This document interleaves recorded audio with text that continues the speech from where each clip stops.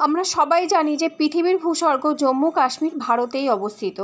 তো দেখো, এই জম্মু কাশ্মীরের কিছুটা অংশ পাকিস্তান দখল করে রেখেছে, কিছুটা অংশ চীন দখল করে রেখেছে।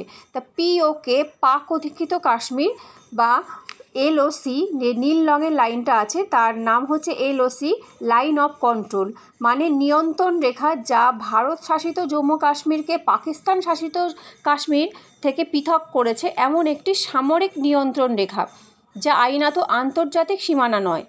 পক বা পাক অধিকৃত কাশ্মীর বিতর্কিত কাশ্মীর অঞ্চলের অংশ, যা পাকিস্তানের নিয়ন্ত্রণে রয়েছে।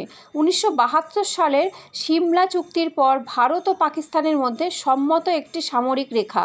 এই পক বা পাকিস্তান শাসিত কাশ্মীর, যার উত্তরে রয়েছে গিলগিট বাল্টিস্তান এবং দক্ষিণে পাকিস্তান শাসিত কাশ্মীর।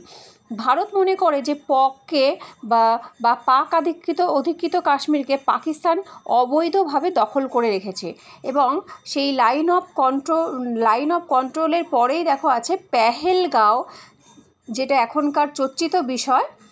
সেই পেহেলগাঁও হচ্ছে অনন্তনাগ জেলার উত্তর পশ্চিমে অবস্থিত। এই লাইনে কিন্তু সবসময় যে হচ্ছে সামরিক বাহিনীরা, সেনাবাহিনীরা সবসময় পাহারা দিচ্ছে। তবুও মাঝে মধ্যে যে রিসেন্ট যেটা হলো যে জঙ্গি হানা দিল।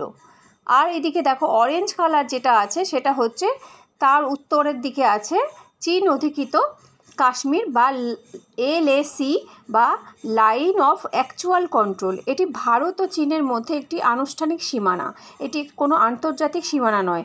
তবে চীন অধিকৃত কাশ্মীর ও ভারতের মধ্যে সীমানা, এটি একটি বিভাজন রেখা। ভারত দাবি করে ল্যাক বা এই সীমানা প্রায় 3488 কিলোমিটার দীর্ঘ, কিন্তু চীন অনুমান করে এই ল্যাক বা এলওসি এই সীমানা 2000 কিলোমিটার দীর্ঘ। এটি একটি বিরোধপূর্ণ বিষয় এবং এর কারণে নানান উত্তেজনা দেখা দেয়। 1962 সালে চীন ভারত যুদ্ধের পর ল্যাক গঠিত হয়।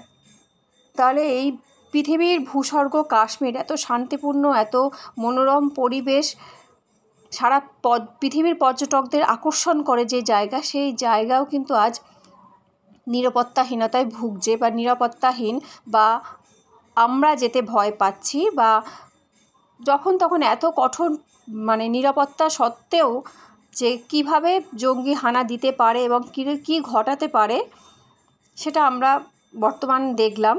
তো যাই হোক, সিয়াচেনের মতন বরফের পাঁচিল, যেখানে সারা বছর ধরেই পাহারা দিচ্ছে প্রহরীরা।